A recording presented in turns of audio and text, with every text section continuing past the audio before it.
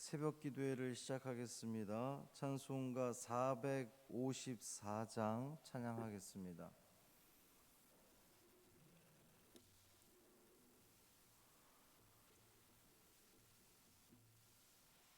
찬송 454장 주와 같이 되기를 함께 찬양하겠습니다. 주와 같이 되기를 내가 항상 원하니 온유하고 겸손한 주의 마음 주소서. 세상에서 우리가 나그네로 있을 때 주의 형상 닮아서 살아가게 하소서. 비록 작은 새라도 돌보시는 나의 주 나와 함께 계시어 나를 지켜주소서. 마음이 깨끗하기를 내가 항상 원하니 악한 마음을 버리고 살아가게 하소서. 주와 같이 되기를 내가 항상 원하니 주님 뜻을 따라서 살아가게 하소서. 주 은혜로 거듭나 말씀 위에 굳게 서 영원 무궁하도록 주와 함께 살리라. 아멘. 사도신경으로 우리의 신앙을 고백하겠습니다. 전능하사 천지를 만드신 하나님 아버지를 내가 믿사오며 그 외아들 우리 주 예수 그리스도를 믿사오니 이는 성령으로 잉태하사 동정녀 마리아에게 나시고 본디오 빌라도에게 고난을 받으사 십자가에 못 박혀 죽으시고 장사한 지 사흘 만에 죽은 자 가운데서 다시 살아나시며 하늘에 오르사 전능하신 하나님 우편에 앉아 계시다가 저리로서 산자와 죽은 자를 심판하러 오시리라. 성령을 믿사오며 거룩한 공회와 성도가 서로 교통하는 것과 죄를 사하여 주시는 것과 몸이 다시 사는 것과 영원히 사는 것을 믿사옵나이다. 아멘. 예레미야 48장 26절부터 35절까지 말씀입니다.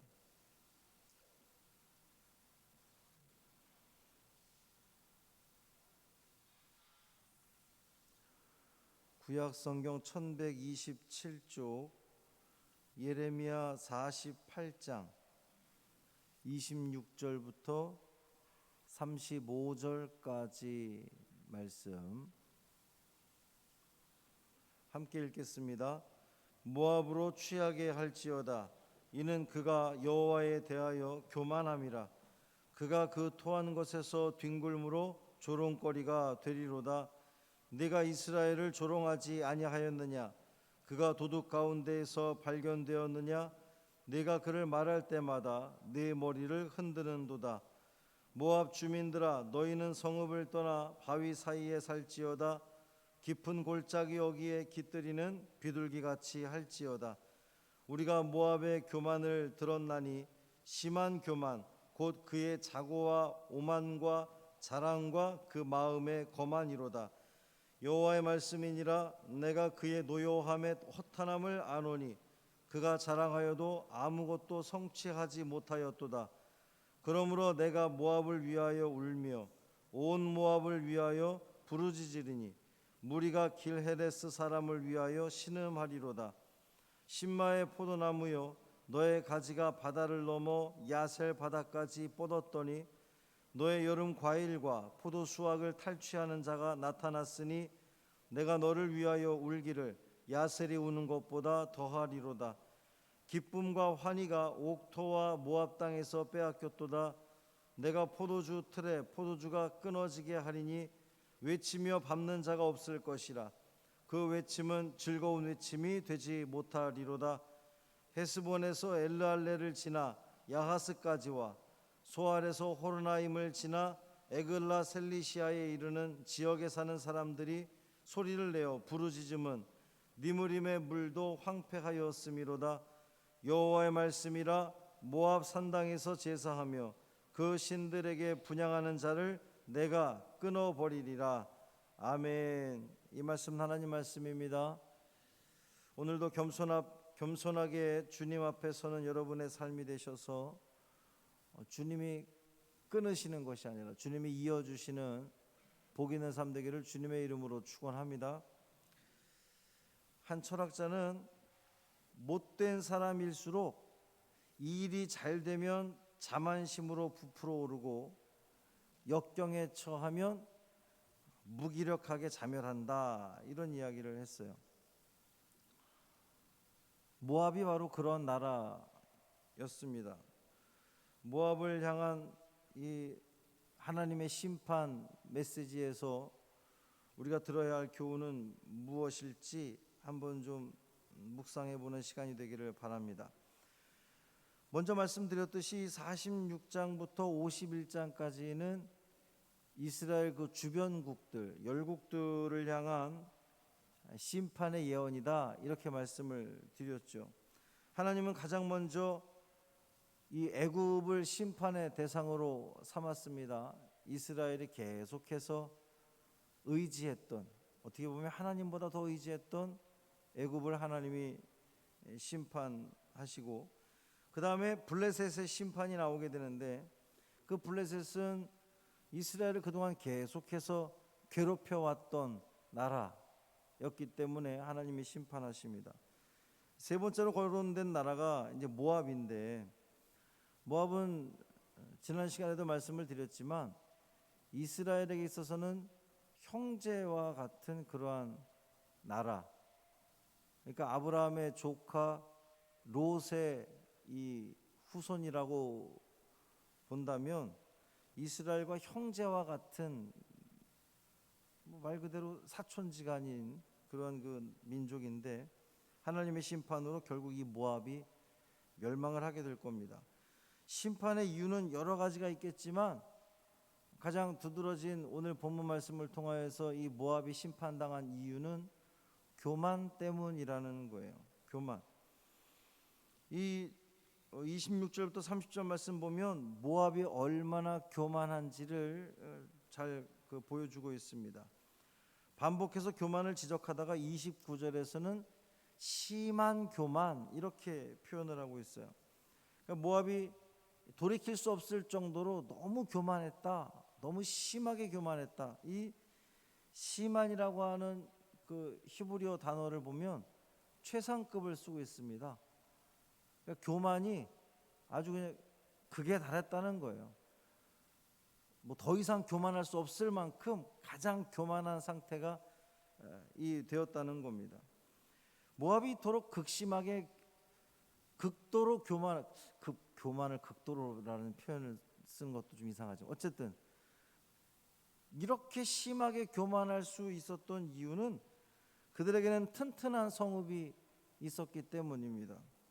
또 지난 시간에도 말씀드렸지만 경제적으로 풍족했다. 그래서 열매가 아주 풍부한 나라였기 때문에 경제적으로 아주 풍족한 나라였습니다. 또 유명한 도시들도 많아요. 이 48장에 보면 여러 도시들이 언급이 되고 있습니다. 기랴다임, 미스갑, 호로나임, 디본, 아로엘, 헤스본, 엘르알레 등 이 유명한 도시들이 쭉 열거되고 있습니다. 유명한 도시가 많다는 것은 그만큼 나라가 뭐랄까요? 부강하다 이렇게 볼 수가 있는 거죠. 여러분, 우리가 뭐 어떤 나라는 수도조차도 모르는 그러한 그 나라들이 많잖아요. 근데 이 모압은 이렇게 유명한 그 도시들이 많을 정도로 대단한 나라였다는 겁니다. 모압은 유명한 도시도 많고 요새도 아주 잘 이렇게 그 갖춰져 있었고 경제력이나 군사력 또한 남부러울 곳 없는 그러한 아주 부강한 나라였다는 겁니다. 게다가 이 모압은 북이스라엘이 아수르에 멸망을 하고 남유다가 바벨론에 멸망을 할 때에 같은 형제 나라인데 조롱했다 그랬어요.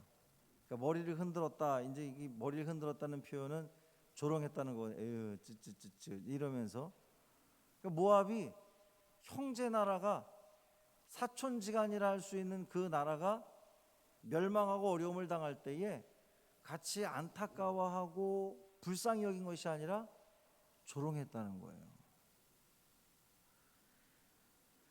아브라함과 피를 나눈 혈통인데 자신들은 막강한 부와 군사력으로 절대로 망하지 않을 거다 이렇게 교만했다는 겁니다.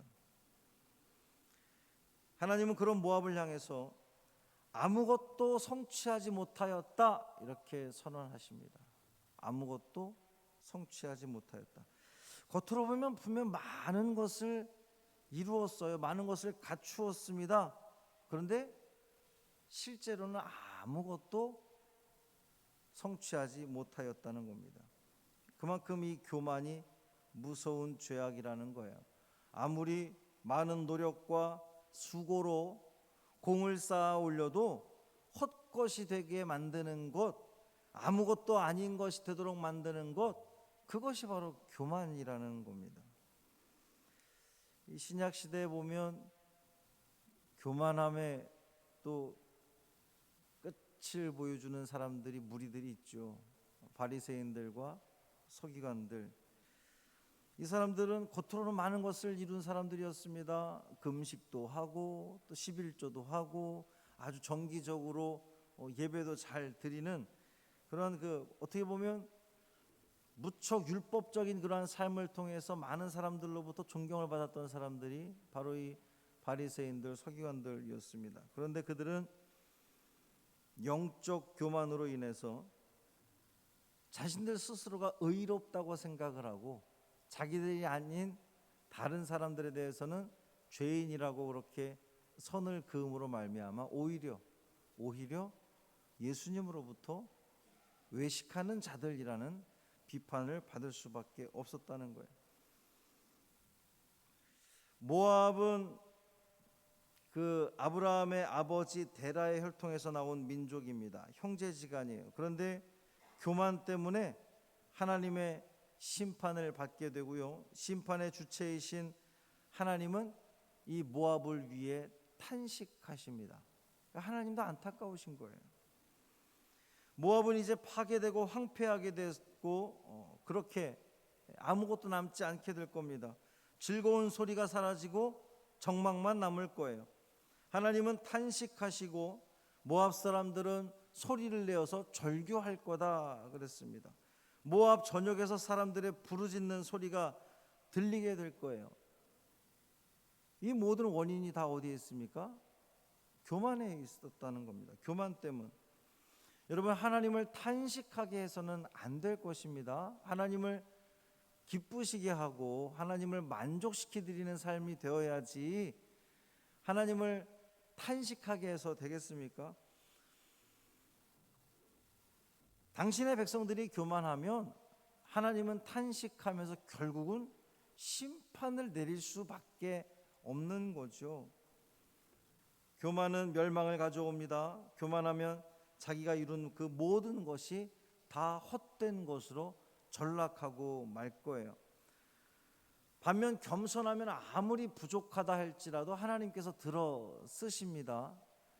이 모세는 왕궁에서 자라면서 40년간 왕궁에서 자라면서 온갖 최고의 수업을 다 받아서 또 왕의 아들로 왕자로서 어쩌면 어깨가 한껏 올라간 그러한 그 모습이었을 텐데, 또 광야 40년을 지내면서 완전히 그가 낮아지고 또 엎드려지고, 또 그 떨기나무 숲에서 하나님, 나는 정말 아무것도 아닌 존재입니다 라고 끝까지 자기를 낮출 때에 비로소 하나님이 그를 들어서 쓰셨던 것처럼, 우리는 주님으로부터 쓰임받는 그러한 존재가 되기 위해서는 절대 교만해서는 안 되고 겸손한 삶을 살아야 된다는 겁니다.